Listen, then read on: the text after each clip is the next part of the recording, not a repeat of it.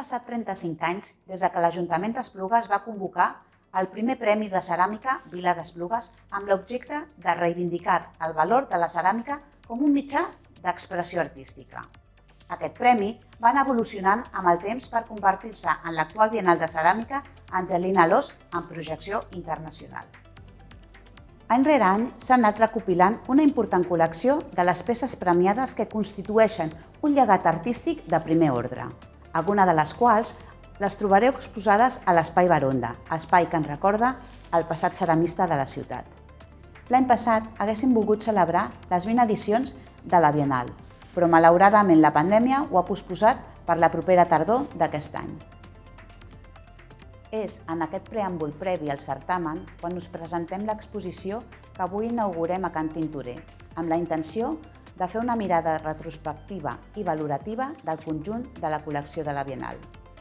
El comissari de l'exposició és l'Àlex Mitrani, amb una llarga trajectòria com a comissari d'exposicions i un gran coneixedor de les avantguardes artístiques.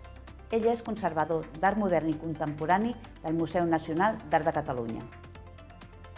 Ell ha anomenat molt encertadament l'exposició Pòsit, com una manera d'anomenar allò que ens queda, que roman, que segueix. És, en definitiva, un pòsit que ens ofereix una nova oportunitat per gaudir i reflexionar sobre l'art de la ceràmica.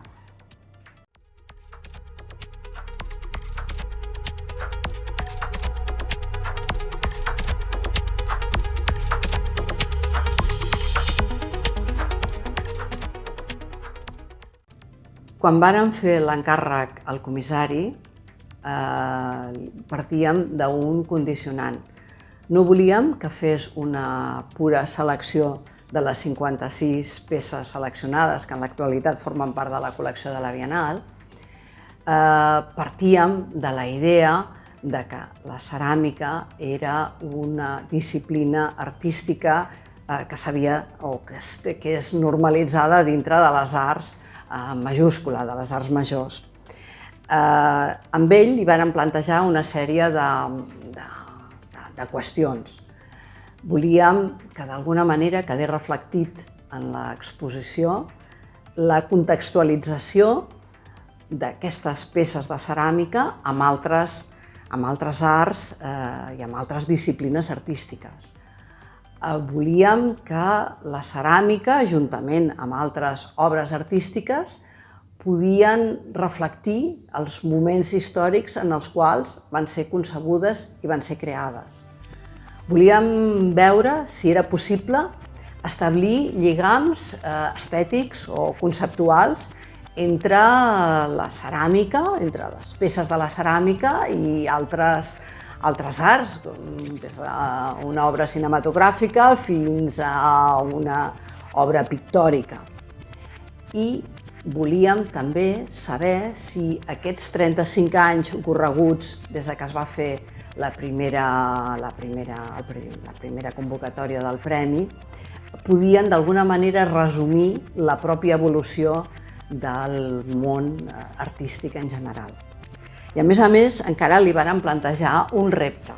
Amb aquesta idea de voler mirar i remirar de nou la ceràmica, com podíem traslladar-ho, això, en el públic, amb la museografia i amb el propi muntatge de l'exposició.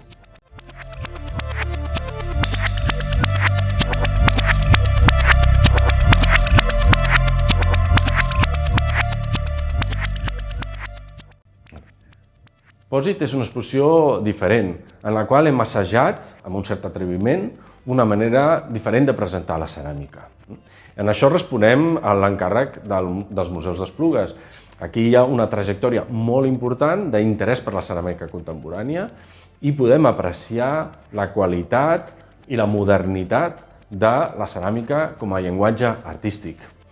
Per valorar això, el que hem fet és lligar les peces ceràmiques amb obres d'art d'altres llenguatges. Hi ha pintura, hi ha cinema, hi ha còmic, i hem mirat també d'establir uns àmbits i uns talls cronològics que ens permetran també a qualsevol visitant fer una reflexió, més enllà de la ceràmica, fer una reflexió una mica retrospectiva sobre el nostre temps, que ens porta a l'actualitat.